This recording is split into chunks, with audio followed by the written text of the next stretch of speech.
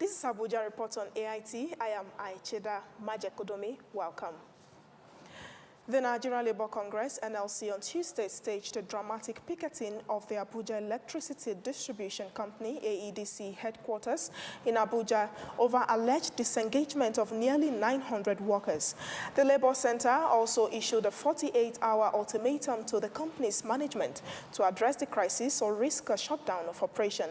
The picketing, which was led by NLC President Joe Ajero, accused AEDC of carrying out the mass sack under false pretenses, describing the exercise as the height of deceit and a dangerous precedent in Nigeria's already troubled power sector. The NLC president said the crisis dates back to about 6 months when AEDC management claimed the disengagement would affect only workers who had reached retirement age or were at the verge of retiring. He said that at that time the union intervened based off that understanding, adding that no responsible labor leader would oppose the exit of workers who have legitimately reached retirement age. He disclosed that an investigation by the union revealed a completely different reality, as the majority of those affected were not at retirement age. Some had not even sent up to 5 or 6 years in service. Many had only worked for 2 or 3 years. Ajero noted that the picketing became necessary because the AEDC had promised to revisit the exercise. But 6 months later, nothing has been done, despite repeated engagement through zonal consultative meetings. An effort by AIT's Abulu Asemuago to reach the AEDC management proved abortive, as they were neither responding to calls nor text messages. Did you know that transitioning to electric mobility could cut up to 60% of the cost spent on fueling conventional vehicles? That's according to the Nigeria's presidential initiative on compressed natural gas and electric vehicles. At a stakeholder summit in Abuja, tagged Abuja Compact on electric mobility, key players across government and industry gathered to chart a pathway towards a cleaner transport future.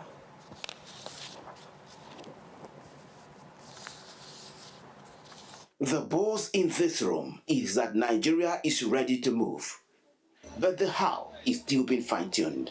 Clean energy experts at this summit spent the day digging into the real-world bottlenecks, from charging infrastructure to high upfront costs that are currently slowing down the EV revolution. They believe Nigeria isn't just a participant in this race. We have the potential to lead the entire continent. So how is that possible? The senior official at the Presidential Initiative on CNG and Electric Vehicles explains. We've deployed EV cars, we've deployed CNG cars, all within the commercial transport space. You're saving over 60% on alternative energy at the minimum. With EVs, you have a 60% cost savings, and ordinarily that goes back into the pockets of the household. Participants also dove into the power of public-private partnerships. The idea is simply to get the government and the private sector team up. So we want to structure this industry in a way that it will be most productive, to our teeming youths that are looking for what to do. And we need the support of the government, especially in policies that has to do with, importation, of this EV infrastructure, policies that have to do with access to land for setting up the infrastructures, and policies that have to do with access to financing, even for the off-takers. We need some financing, with catalytic financing that will allow people to be able to afford, and then they will be able to extend over a period of time based on whatever they earn per month, so that they can afford it. By the end of the day, there was a consensus. To truly cut emissions and build a climate-resilient future, Nigeria needs a triple threat of reliable vehicles, renewable power charging stations, and innovative financing that won't break the bank. Kedonojo Okoliko, AIT News, Abuja. Now, the Economic and Financial Crimes Commission has arrested an Abuja-based house agent, Adama Adamu, over an alleged property fraud involving 288 million naira. The suspect was apprehended by the operatives of the EFCT's Ilorin Zonal Directorate following a petition by a complainant Tanko Yawale. The anti-graffiti agency disclosed this in a post on its social media handle where it stated that Adamu allegedly collected the sum under the pretext of facilitating the purchase of a property located at number 31 Haile Selassie Street, Asokoro in Abuja. However, after receiving the payment, she reportedly failed to provide valid ownership documents and became unresponsive, raising suspicion. The EFCC says investigations are ongoing. Two suspects, 22-year-old Abubakar Musa and 25-year-old Mohammed Gali, are in the Niger State Police net over attempted kidnapping and cattle rustling. Confirming the arrest, the spokesman of the police, Superintendent Wasiu Abiodun, said the incident occurred on March 7 as Musa was arrested through an interception where he conspired with one Shaba and one other person presently at large and planned to kidnap 4 persons in Lagidi to get 10 million naira ransom. During interrogation, the suspect, Musa, confessed that he identified the targeted persons and they were planning to execute their plan before the arrest. Abiodun added that the suspect is in custody undergoing further investigation with a view to arresting other members of the syndicate. Similarly, based on investigation and intelligence received, Mohammed Gali was also arrested for suspected cattle rustling in Wushishi and Rafi. During interrogation, he mentioned others as Sule, Datu, and Boderi as members of his gang who specialized in stealing cattle from neighboring villages and disposing of the same at any available opportunity. The police say efforts are ongoing to apprehend others at large. The people of Bogu Kingdom have commended President Bola Tinubu, who doubles as the Jagaban Bogu, for ordering the cleaning of bushes along the Ibi-New Busa Road. This is coming on the heels of several cries by the Emirates calling on the federal government to step into the worsening security situation ravaging the Bogu Emirate. In a statement by the community leader and advocate for a safer Bogu Emirate, Prince Muritala Haliru Dantoro, for too long, the Ibi-New Busa Road has been a corridor of fear, lonely, ungoverned, and exploited by criminal elements who have terrorized our people, disrupted commerce, and shattered local peace. According to him, the president has heard them loud and clear for ordering the clearance operations and also lauded the governor of the Niger State for responding promptly to the presidential directive. However, Dantoro warned that other ungoverned areas of the kingdom still require urgent attention and called for boots on the ground to guarantee lasting security. The community leaders further added that this victory belongs to the good people of the Bogo Kingdom, as their voices, suffering, and resilience have not gone unnoticed, stressing that they will continue to hold leadership accountable until Bogo is safe, prosperous, and fully represented. The clearing of the Ibi-New Busa Road is expected to restore public confidence, improve trade, and reduce the risk posed by criminals who have long exploited the neglected corridor, making a decisive step towards lasting security in the kingdom. And if you're just joining us, this is Abuja Report on AIT, reaching you live from our Paduma Hill Studios in Asokoro. Here is a reminder of our top stories. Nigeria Labour Congress stages a protest at Abuja Electricity Distribution Company headquarters over mass sack, issues 48-hour ultimatum to management to address crisis. Economic and Financial Crimes Commission arrests Abuja-based house agent over alleged property fraud involving 288 million naira.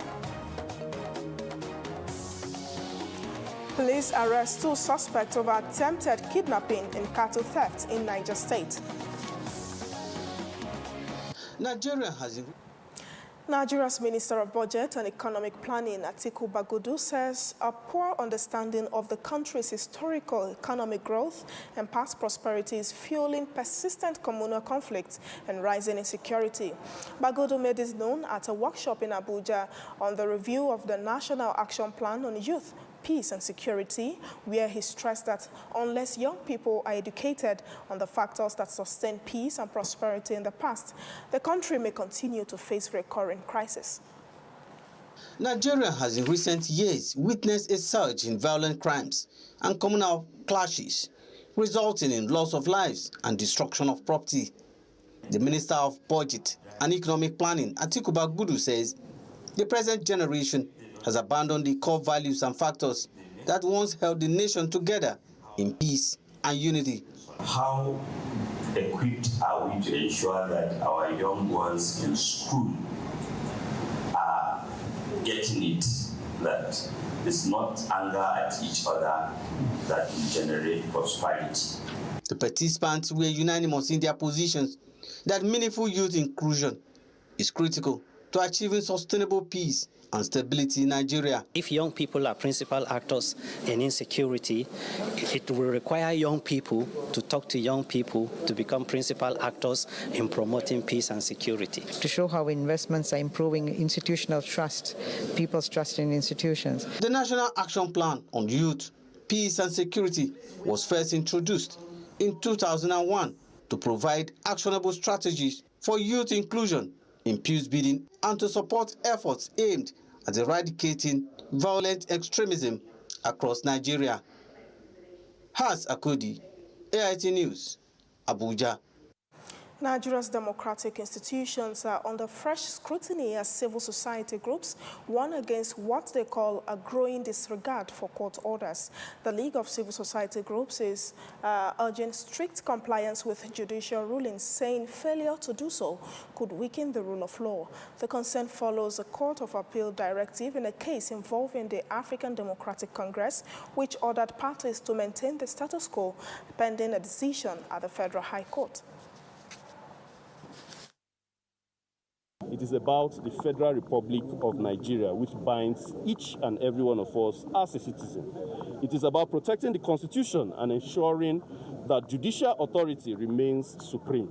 If court orders are treated as suggestions or advice today, tomorrow it may be citizens' votes that are treated the same way. We are happy that you are here to make this document. It's an all-important document to us, and we are happy that you are here to present this. This is the only thing we can do to collect this and give you an acknowledgement copy. There is the need for collaboration with industry players in exploring new opportunities for growth in high-value networking with agri-food businesses across the country. The management of Ikore International Development Limited said this during an agri-food digital library and resource center by Agdil Launch and Trade Networking held in Abuja. Agri-Food Digital Library and Resource Center support SMEs through a robust network of experts, mentors, and partners which can help in assessing real business and trade opportunities, hence the need for Agdil Launch and Trade Networking. Bringing MSMEs the skills, the resources, the connections that they need to be able to thrive and to be able to increase the availability of affordable and safe foods to households. Other speakers advised government and private partners to provide small businesses with the tools and resources they need to overcome challenges, foster growth, and drive innovation. We've also built this network of business development service providers on the Agri-Food Digital Library that we're connecting MSMEs actively to. And our goal is that from there, they can gain access to local support, expertise, and mentorship that they need. The government should please make this kind of programs available to other small-scale businesses so that they too can actually benefit from this. And with this, I was able to get grants from GAME. They are of the belief that access to exclusive resources, mentorship opportunities, or connecting with a like-minded community help SMEs to succeed. Dimas Nanzeng, AIT News, Abuja. The wife of the Niger State Governor, Fatima Bago, said the country needs collective effort to tackle the critical healthcare challenges, especially in the area of sexual and reproductive health services in Nigeria. She said this at the official launch of the Sexual and Reproductive Health Services and Rights in Abuja. Fatima Bago said the program is critical to the urgent need for government to invest in healthcare infrastructure and development in Nigeria.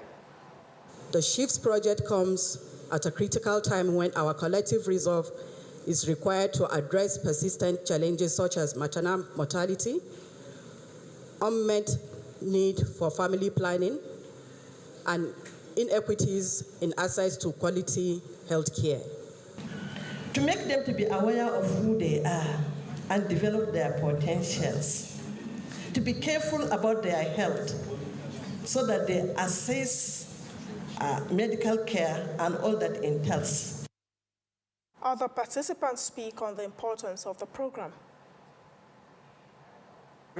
That will strengthen the health system and have access and provide access for sexual and reproductive health rights to women and vulnerable people in the society. Very important to touch every single person, and of course the equality and between genders, so it's very important.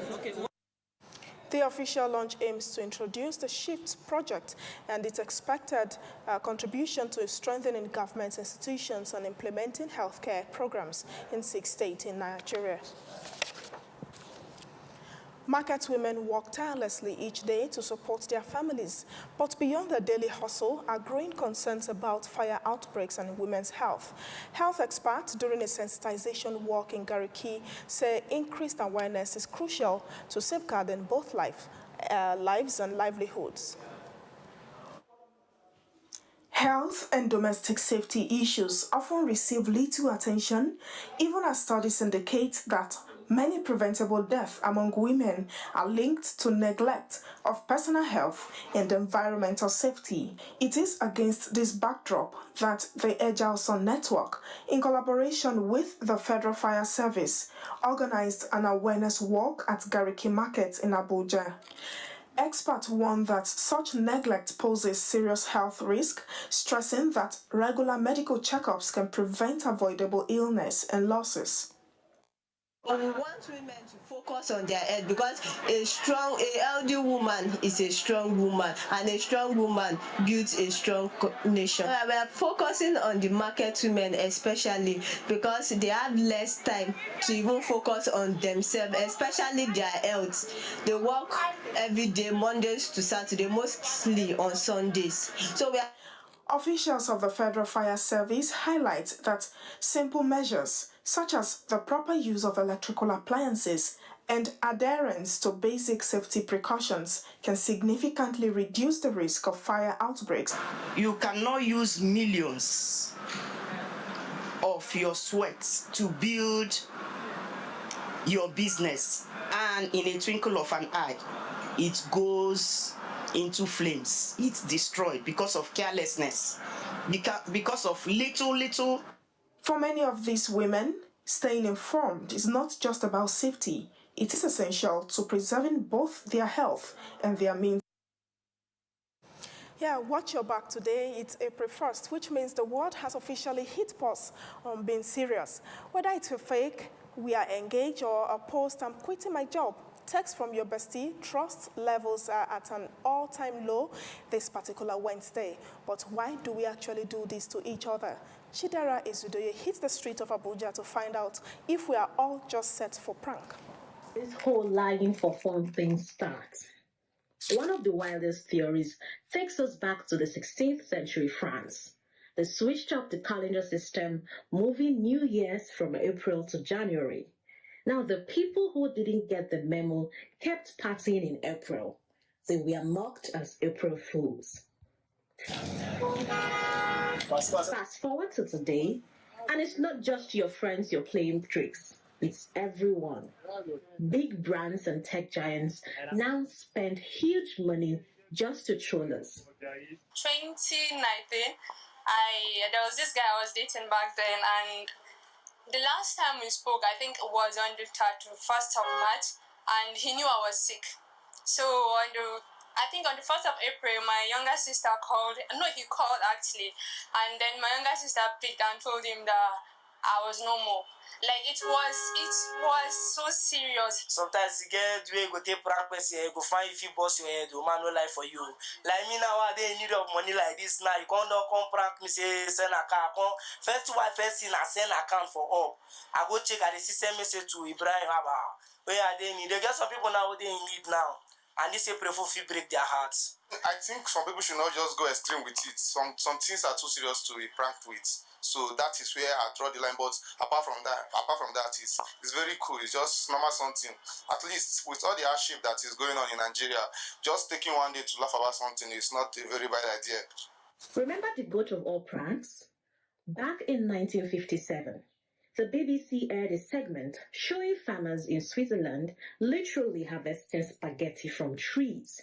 And get this, thousands of people actually called in asking how to grow their own pasta forest. Chidera is doing AIT News. Yeah, you heard it all right there. Now, protesters under the banner of Rebirth Movement Nigeria converged at the National Assembly calling for the suspension of the purported enforcement of a ban on sachet alcoholic beverages by the National Agency for Food and Drug Administration and Control, NAFDAC. Addressing journalists during the protest, the group leader Johnson Kolawole said the agency's enforcement of a ban on sachet alcohol was in violation of existing national alcohol policy. The sales of alcohol in sachets and PET bottles was not intended to have negative impact on Nigerians. He further warned that the ban could threaten jobs and smuggled alcohol products to dominate the market, thereby reducing government revenue. And that's Abuja Report on AIT. I am Aicheda Majekodomi. Thanks for staying with us.